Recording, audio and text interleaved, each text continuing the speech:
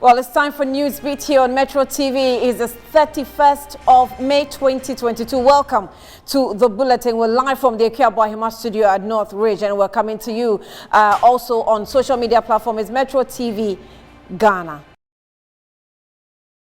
Right, so you can also follow us on channel 277 on DSTV. On Twitter and Instagram is Metro TV_GH. We'll take a look at the stories of the headlines of the stories coming up shortly. Ghana Police Service debunks claims there is an upsurge in crime in the country, saying they are on top of security situation. We will gauge the thoughts of the security expert. Now, project price of petrol to likely go up by 9% on Wednesday, June 1. How will that affect ordinary Ghanaians as the pumps may sell above 11 cedis? And in other news from outside border, Danish voters to decide on Wednesday whether to opt in the UN Common Defense Policy as government seeks closure on security ties with allies. My name is Ania Fampofi. Welcome to the bulletin. Now, the brouhaha over the $1.2 million Gallup money is set to go away. A former Minister of Education, Matthew Opoku Prempeh, has disclosed that under his tenure, the Ghana Education Service did not undertake the teacher training component of Gallup to warrant Ghana's claim of $1.2 million from the World Bank. Now, Eunice Osei Godum has more. The Ghana Accountability for Learning Outcomes project is a 5-year project. It has the objective of improving the quality of education in low-performing basic education schools. It is also to strengthen the education sector's equity and accountability in Ghana. The project was launched in 2018 and was jointly funded by the World Bank Department for International Development and Global Partnerships for Education. However, the project was relaunched in May this year, and the World Bank gave out $1.2 million for 40,000 teachers to be trained. The minority in Parliament demanded a probe into the allegations that the Education Minister, Dr. Yao Osei Educhum, had embezzled the funds meant for the training. Dr. Yao Osei Educhum, in a response to the allegation claims, stated that the information going around was untrue and that the $1.2 million the ministry received from the World Bank is in the ministry's account. The former Education Minister, Dr. Matthew Opoku Prempeh, said he did not undertake any such training under Gallup. This is the former Minister for Education trying to explain some issues during his tenure at the ministry. One, under his watch as Education Minister, the Ghana Education Service did not undertake the teacher training component of Gallup to warrant our claim for the said $1.2 million from the World Bank. Two, the digital teacher training under the KA Technology Teacher Laptop Program must not, under any circumstances, be confused with the Gallup Teacher Digital Literacy Training Program and the National Teachers Council. KAT Digital Training isn't a substitute for Gallup training. These are two different training programs. He concluded by saying that 3, as Education Minister, he, Matthew Opoku Prempeh, negotiated both programs and know that they are not the same. Now, today, 31st May 2022, marks the 1 year when, that's a 1-year anniversary, maybe if you may, when Human Rights Courts of Ghana gave 2 separate judgments favoring Tyrone Magai and Oheneba Nkrabea after they were unlawfully denied admission into the prestigious Achimota School in Ghana. Magai and Oheneba Nkrabea were denied admission into Achimota School for refusing to shave off their dreadlocks. Although they had passed their basic education certificate examinations and had been selected into the school through the computerized placement system. According to the school, the dreadlocks violated school rules. The Achimota School made the decision, although the 1992 Constitution of Ghana abhors all forms of discrimination, in this case, their right to education and right to practice their culture and religion. The parents of Tyrone and Oheneba, together with the Rastafarian community, took the case to the Accra High Court, and the court, presided over by Justice Gifty J. Ado, ruled in their favor. Achimota School was then asked to admit the students.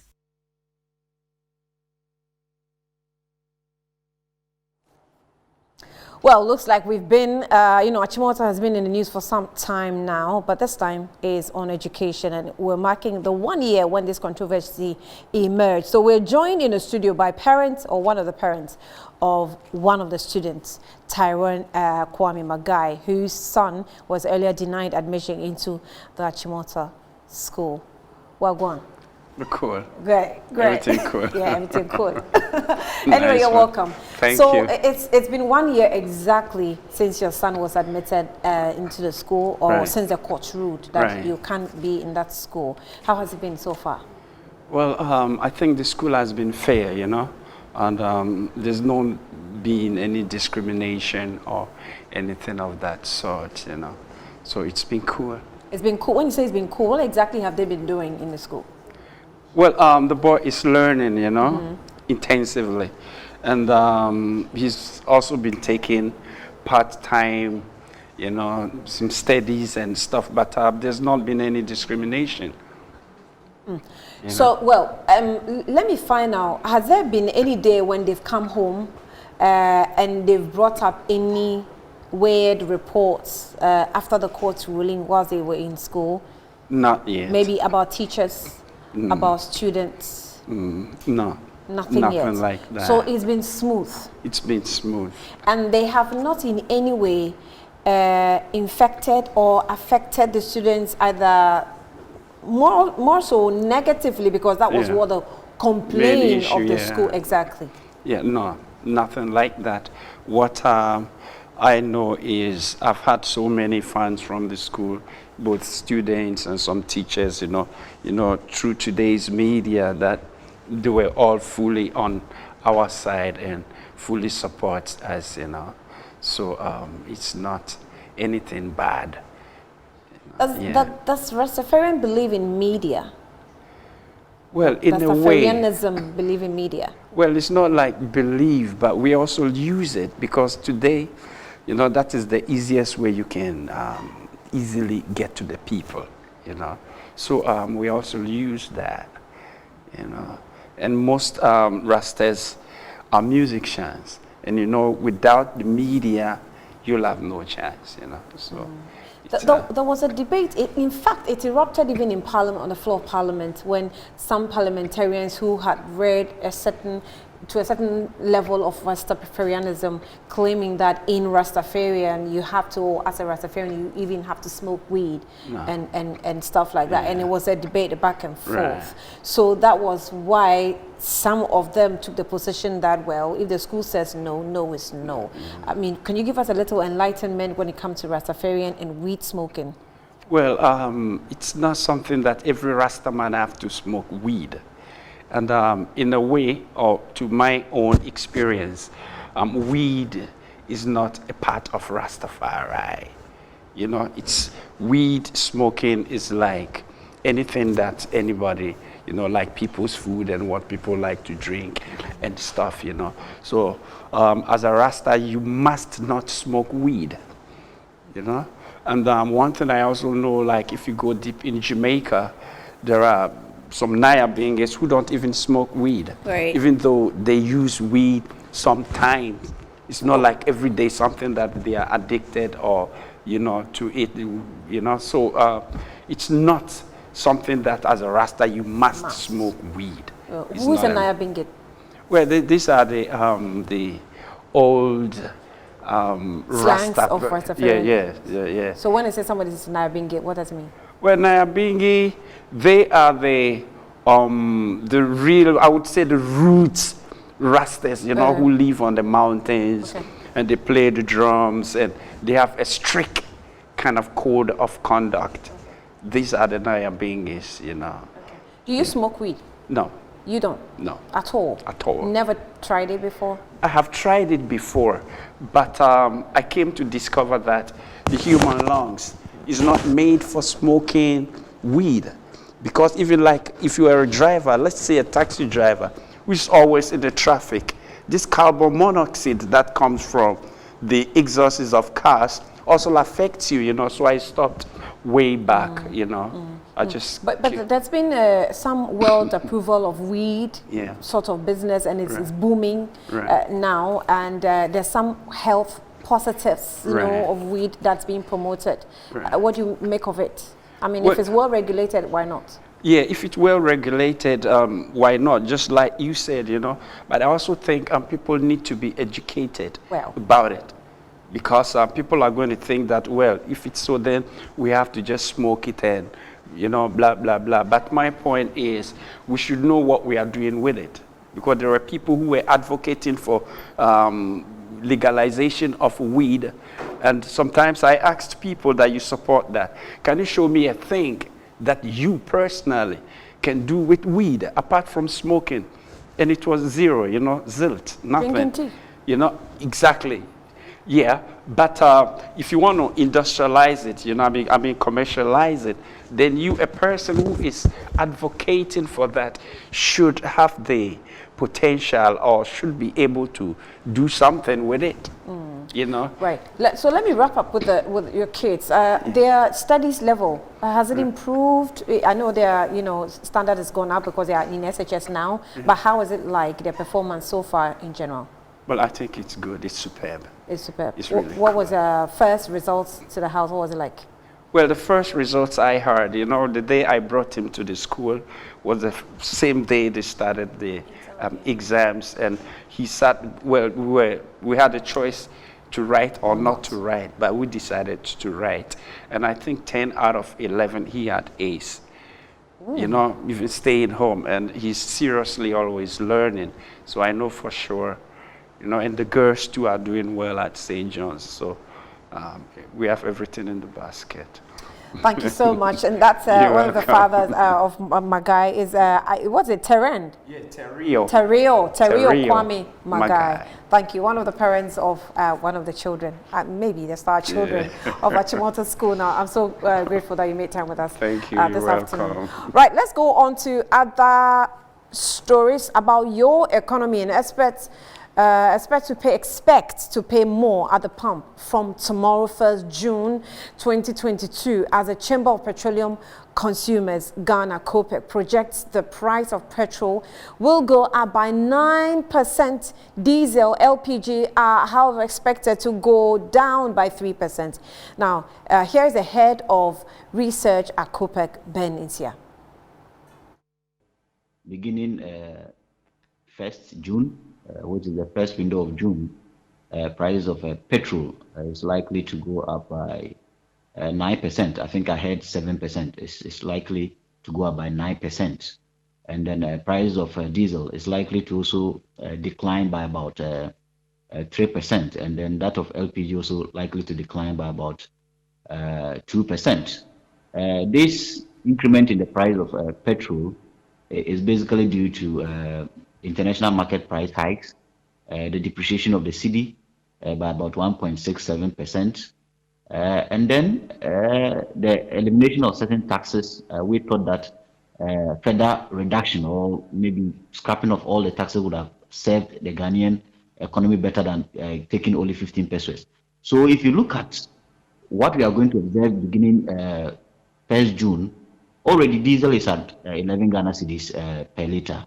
So petrol is also going to catch up to the 11 Ghana cedis mark. And then LPG is also still going to hover around 10 Ghana cedis, 23 pesos per kilogram.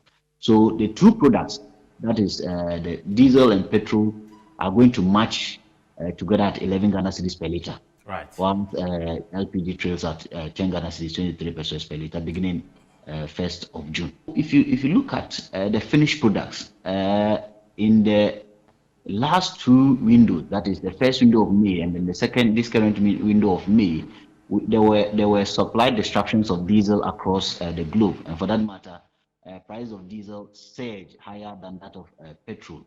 But I think because of those infractions on the international market with respect to diesel, most of the refineries now converted to refining diesel more than the petrol. So, for example, if you go to the international platform, as we observe from all the trading platforms, the price of diesel.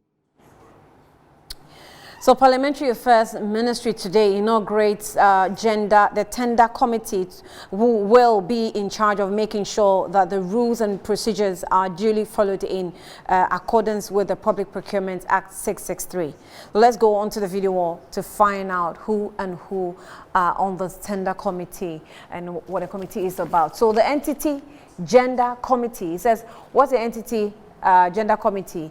An entity tender committee is officially established to govern procurement activities in an entity, and it represents the entity to make sure that rules and procedures are duly followed in accordance with the Public Procurement Act 663/2003. Now, to ensure procurement activities are done in accordance with the Act 663, to ensure approvals are sought from the appropriate tender review board, to ensure disposal of stores and equipment is done in compliance with Act 663. To ensure approval of annual procurement plans, approve invitation documents, that's tenders, RFQs, RFPs, and pre-qualification, review evaluation reports, and award contracts up to their threshold. 7, it approves contract amendments and also facilitate contract administration. And these are the roles of the entity tender committee.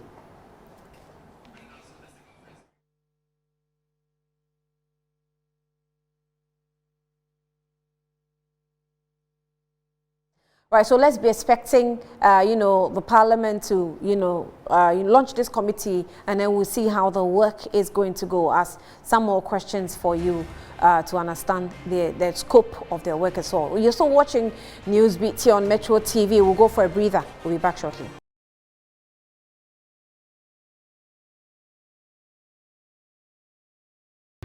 Welcome back to Newsbeat. We have more stories coming up. The $35 million Indian Exim Bank Commander Sugar Factory is in the news again because of purported pronouncements by the Municipal Chief Executive for Commander Idina Iguafo Brim constituency, Solomon Ebo Apia, that raw sugar or molasses will be imported for the manufacture of refined sugar at the plants. A lot of work is said to have been going on at the factory now. Now, the MC also noted that a 3 million litre reservoir has been constructed. The roof of the factory changed. The raw sugar warehouse built to store raw refined sugar for the processes. Now, to help a conversation on this sugar struggling state-owned factory, a former secretary to the Commander Sugar Factory is Ransford Chapman Vaniamwa. He's joined me online. Vani, thank you for joining us. You're welcome to Newsbeat. Good afternoon. Please wait. Hello, Vani. Okay. Vani, can you hear me? Your call has been put on. Okay.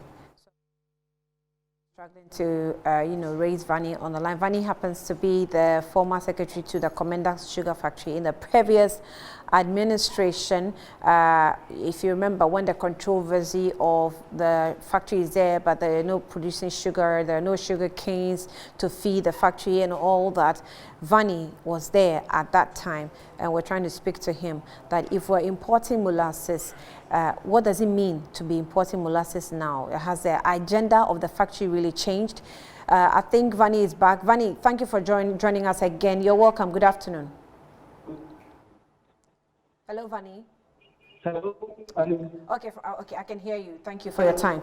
So we have been notified that to feed the Commander Sugar Factory, we're now going to import molasses. As a former official at the Commander Sugar Factory, what does this mean? Does it mean that we've changed our aim or work or whatever we wanted to use the factory for? Has it changed?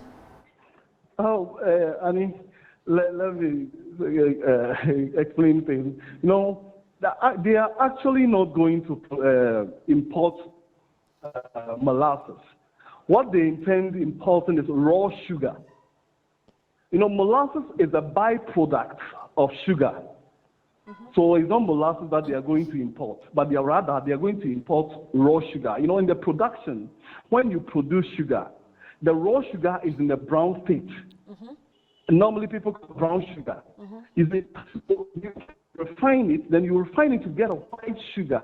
And the factory, the original plan is that we're going to produce white sulfurless sugar. Right. But I mean, the best thing to do is not to import raw sugar and refine here, because this factory is an import substitute because of the quantity of sugar that we import into this country. Almost 600,000 tons of sugar per annum, which is even 80% of our sugar needs for both domestic and industrial use. So what sense does it make that instead of encouraging the farmers to expand their acreage? I'm sorry, can you reposition yourself a little? I'm kind of losing you. Okay. If you can just adjust yourself. Is it okay? Okay, I think it's better now. Go ahead. Yeah. So it does not make economic sense that somebody will import raw sugar in its raw state, and refine here. It doesn't make sense. And that is not the original plan.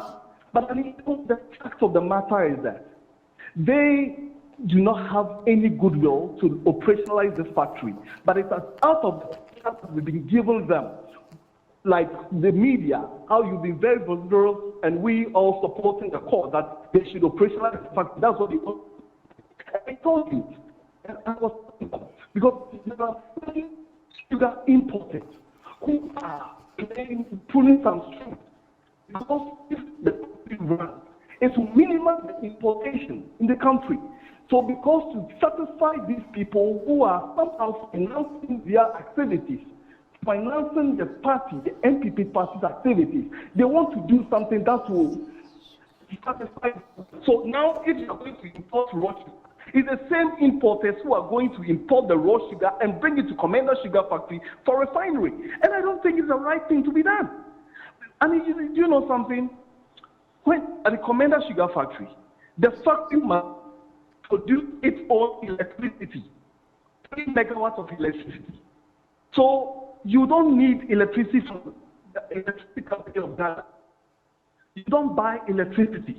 You produce your own, but you use the bagasse, that's the sugarcane husk, to produce this energy. But if you are not going to do the crush of sugar, it means you are going to depend on the electricity company of Ghana, and you know the cost of electricity in this country.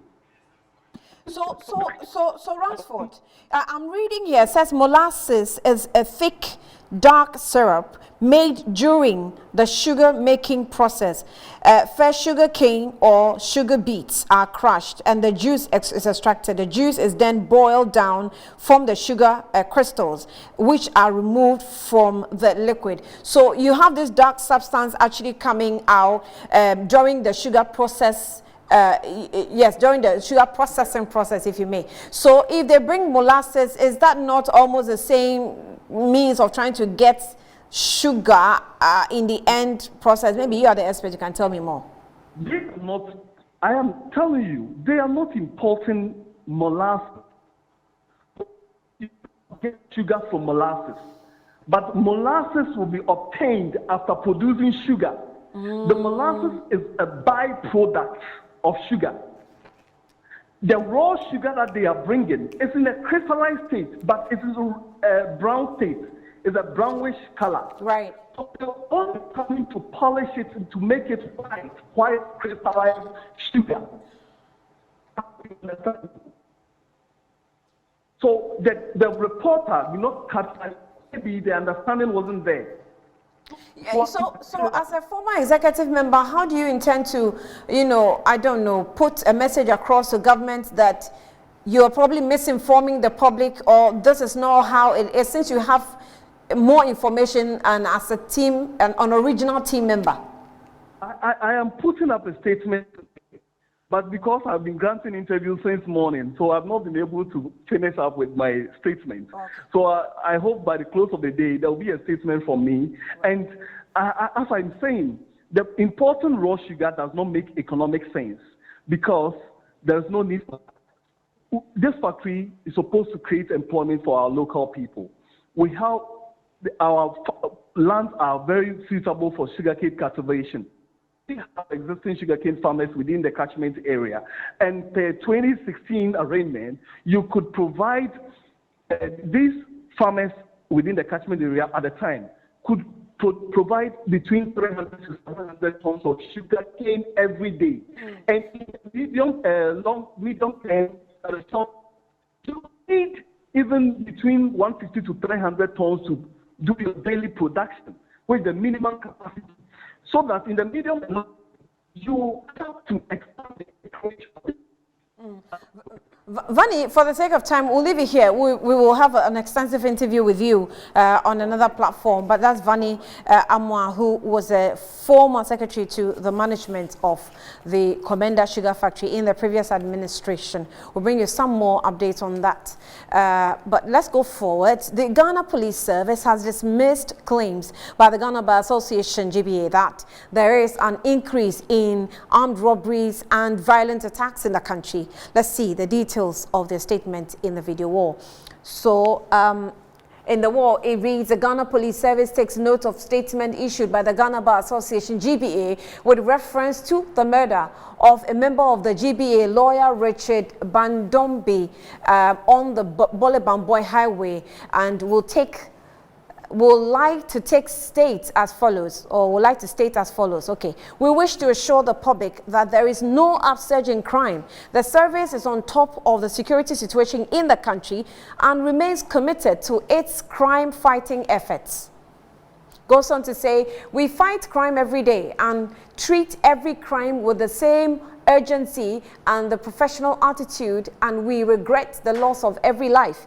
As soon as this incident occurred, the police have been working around the clock, as we do on all such cases, to get to the bottom of it and get the perpetrators arrested and brought to justice. In line with the standard operative procedures, we immediately commenced an investigation into the incident, launched a manhunt for the perpetrators, and issued a statement to the effect on Saturday, May 28, 2022. In addition, the Inspector General of Ghana Police Regional Police Command, the Savannah region, have been in touch with the bereaved family to commiserate with them and assure them of the thorough investigation into the case. So 3 persons have so far been arrested in connection with the case and are being interrogated. We will put out further details when it is possible to do so without jeopardizing the ongoing investigation.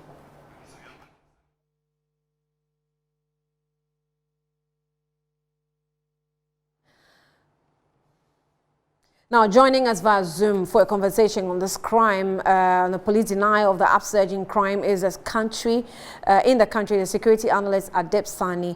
Let's talk to him on this development. Adib, thank you so much for your time. You're welcome to Newsbeat.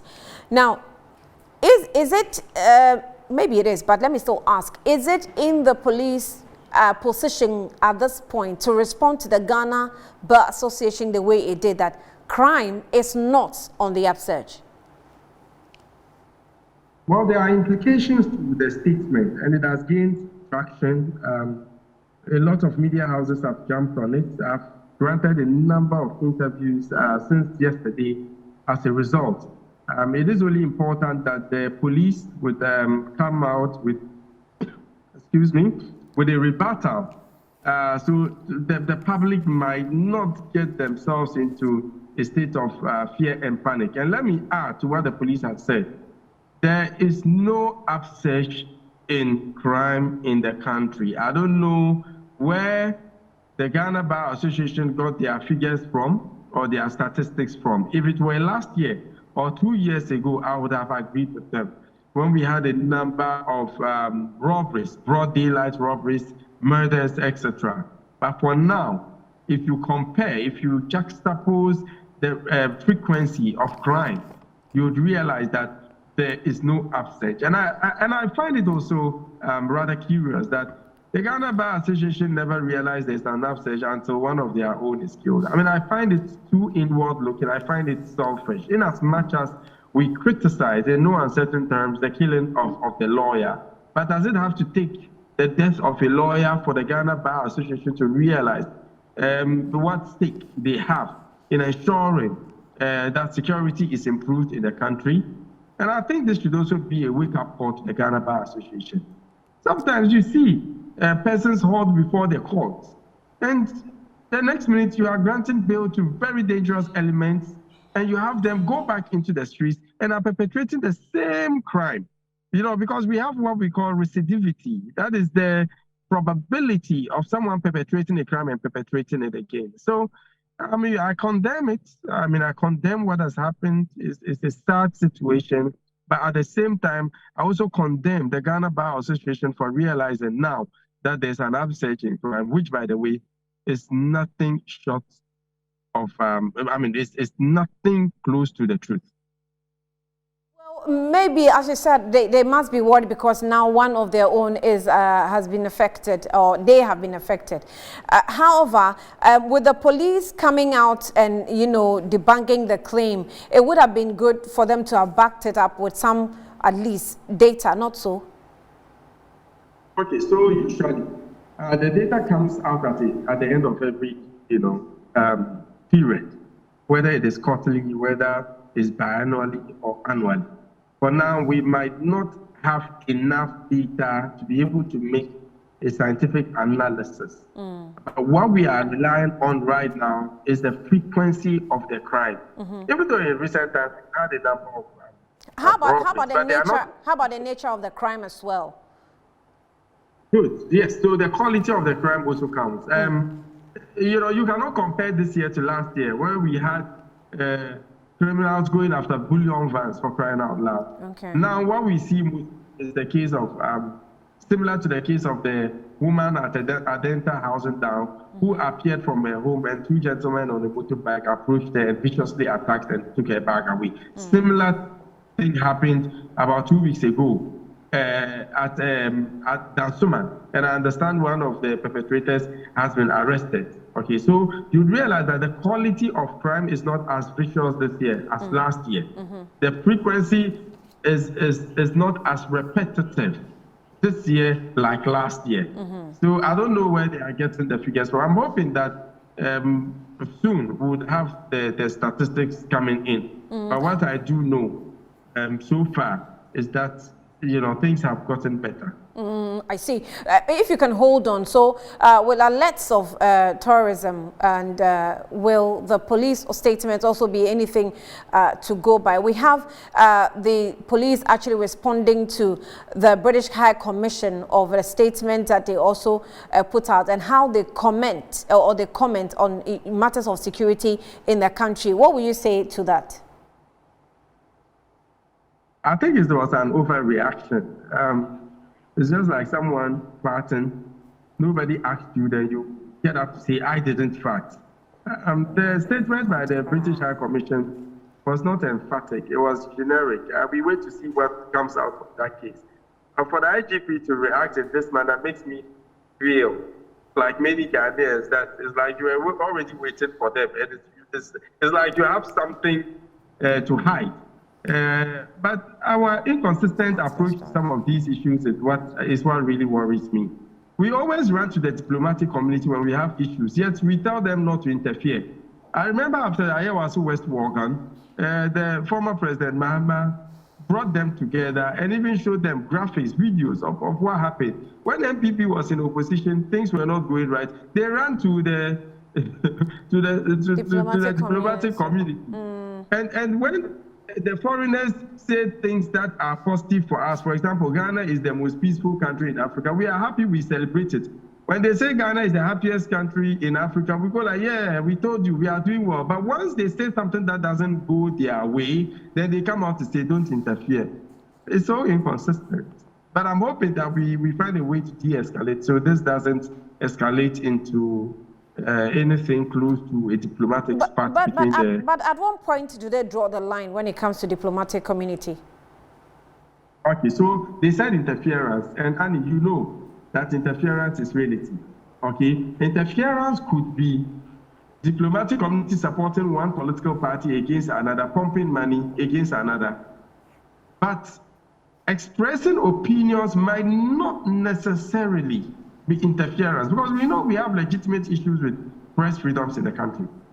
We cannot run away from that fact. Let's call a spade a spade. Let's call white white and not green. We have legitimate issues. And I deal very closely with a lot of the diplomatic missions in Ghana, and they are concerned. Maybe it's not everything they can say in the open, but they write cables, they write reports, and send it to their capitals. And that has a lot of implication on Ghana, the way we are perceived, the business opportunities, the aid, etc.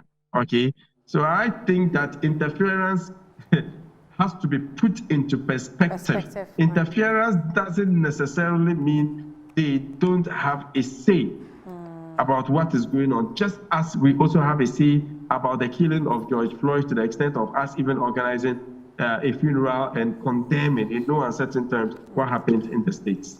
Right. Adib Sani, on that note, I'll thank you for your time this afternoon.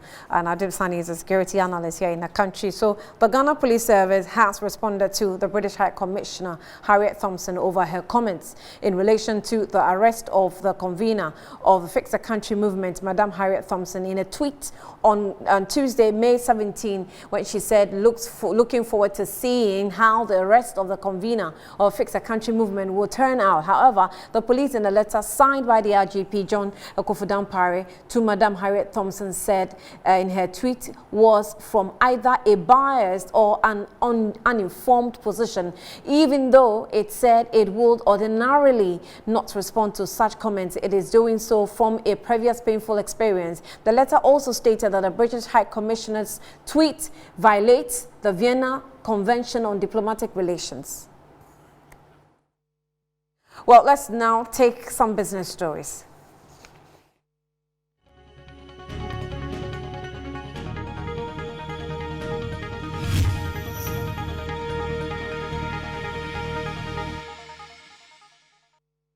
Now, Vice President Dr. Mahmoud Bawumia has hinted of moves to digitize the activities of Metropolitan Municipal and District Assemblies, MMDAs. According to him, digitalizing the operations of assemblies will help block leakages in the public sector, improving domestic revenue collection.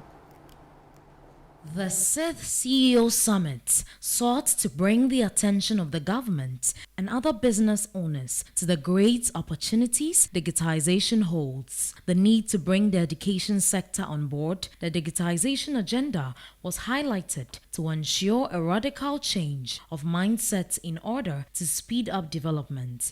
The procurement procedures in the country being identified as a bottleneck for doing businesses in Ghana, was suggested that leaders must develop a consultative approach to encourage open communication in the companies. Various public sector CEOs expressed how far they have come in the area of digitization and how it has made their work easier. The Vice President of Ghana, Dr. Mahmoud Bawumia, explained that encouraging digitization in Ghana was a sure way to eradicate corruption in the country. Every change means that the status quo disappears, and there are a lot of interested parties in the status quo.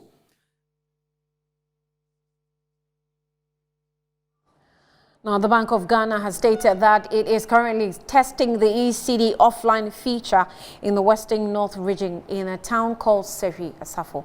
So for online features, BOG ECD testing is limited to Vodafone Cash users, CalBank users, IT Consortium in the Takwa and Western region. The CD offline feature will allow users to make use of digital currency without requirement of the internet. Select users in Sefi Asafo are testing the ECD to purchase food, groceries and drinks. Pilot testing of the ECD is expected to be completed before the end of the year. So there's expected to be an official app for the users to use to make purchases.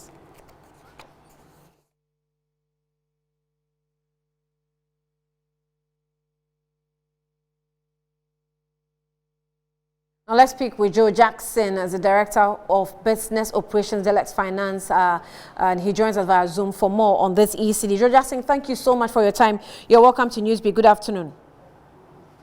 Good afternoon. Good to be on your platform. Thank you. I say hello to all your listeners and viewers. Right, thank you. So this ECD, how will you explain it to the man in the Ghanaian business world? Well, the best way I can explain the ECD is to liken it to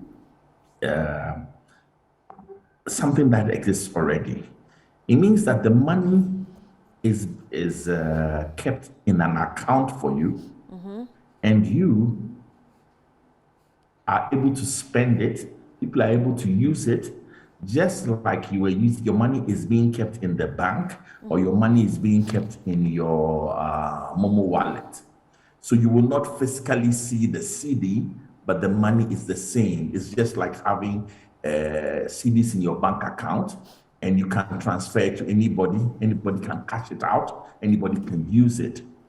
It's an exciting development, and I believe that the pilot will work because we've seen our rural and peri-urban folk jump onto the mobile usage of mobile money and have used it very well.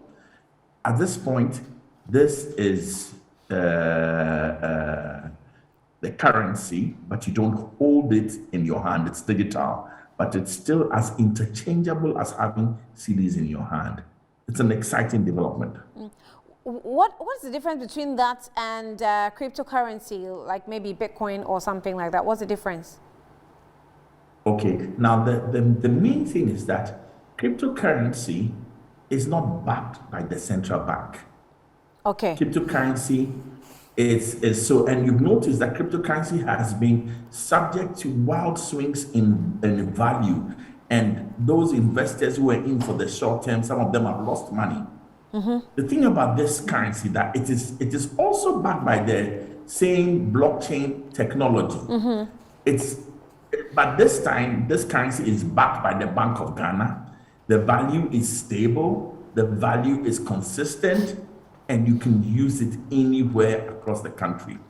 And what informed the selection of Sefi Asafo for the piloting? That I can't tell, but I suspect that they wanted to use a region, an area in this country where financial services were underserved, where the people were underserved with financial services, so that they could test the financial inclusiveness part of the promise of the e-currency. Right. Well, thank you for your time this afternoon. Joe Jackson, Director for Business Operations at Delex Finance, and speaking to us here on Newsbeat. The news still goes on, but let's take a breather. We'll be back with sports.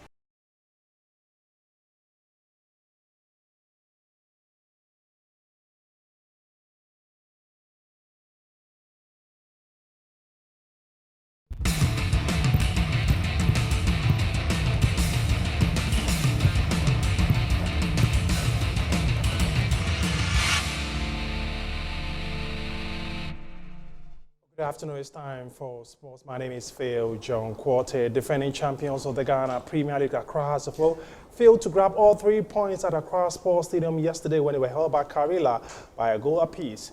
The match ended and both coaches reacted differently. First, Obin. I think miscommunication, looking at the defensive shape, the way they were standing, it was very bad. There should be a good covering at the same time. When you are giving a cover up, there should be a balance. You cannot be giving a covering while there is no balance. That was how it went then. We decided to concede this cheap goal. It was a very cheap goal, and it's very bad. We shouldn't be such teams should not be conceding such goals, and we need to go and work on that. One of our biggest challenges this season is the way we concede goals. Looking at the goal we conceded and the time was bad. You know, we have tried to work on it. At a point in time, it stopped. It has started again. Against Kingfisher, we considered a very silly goal. Today it has happened. But on a whole, I think that we did well. Because playing against certain quality players, like hard players, Suli and the rest, and also we have very young team, we were able to match them. And the second half changes, I think it was tactical. Tactically, I think we were strong. That is why we were able to get a 1-1 scoreline. That's it for sports. My name is Phil John Quarter. That's it is standing by for the latest in showbiz. Well, up next we do entertainment news.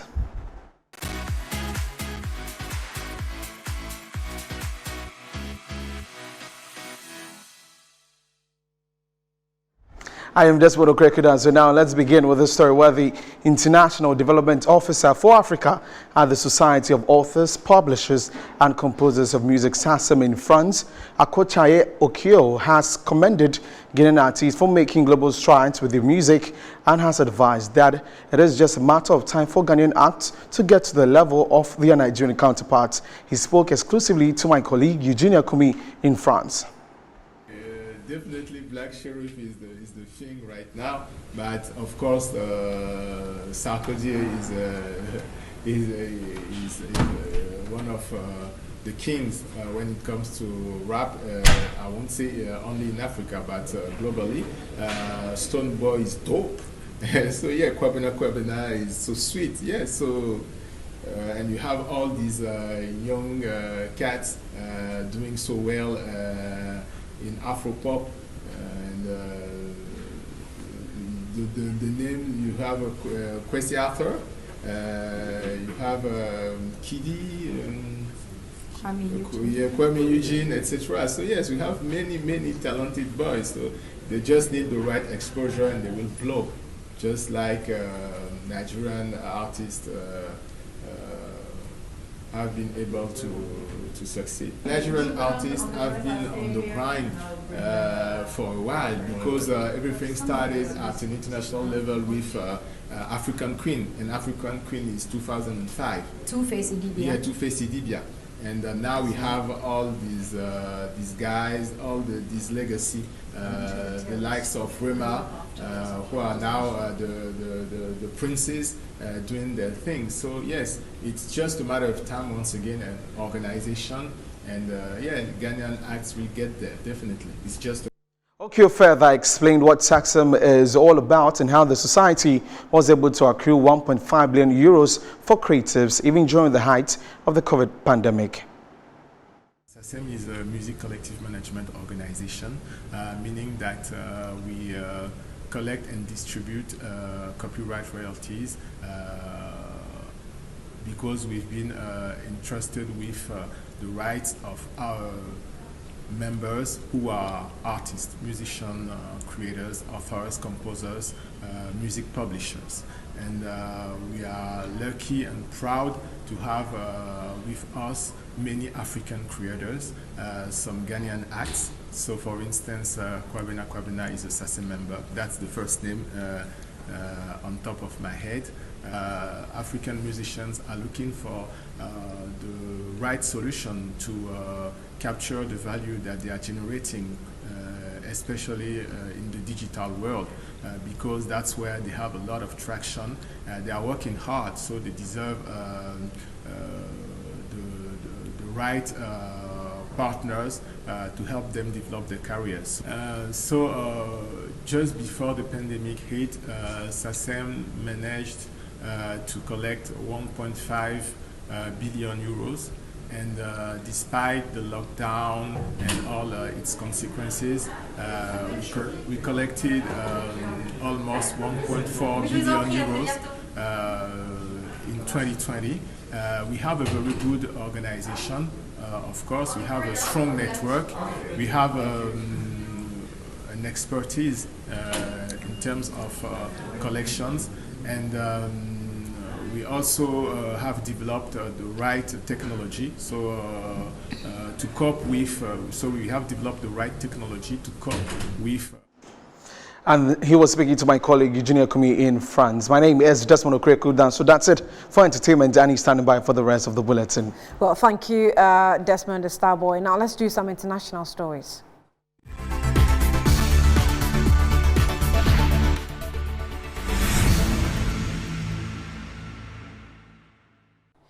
Now, Danish voters are on decide or on Wednesday whether or not to opt out to the EU's common defense policy as government seeks closer security ties with allies. Historically skeptical about European Union efforts to deepen cooperation, Danish voters are set to choose whether to abandon the country's decision 30 years ago to opt out of the blocked common defense policy. So the Danish referendum comes on Wednesday as the latest example of European countries seeking closer defense links with allies in response to Russia's invasion of Ukraine.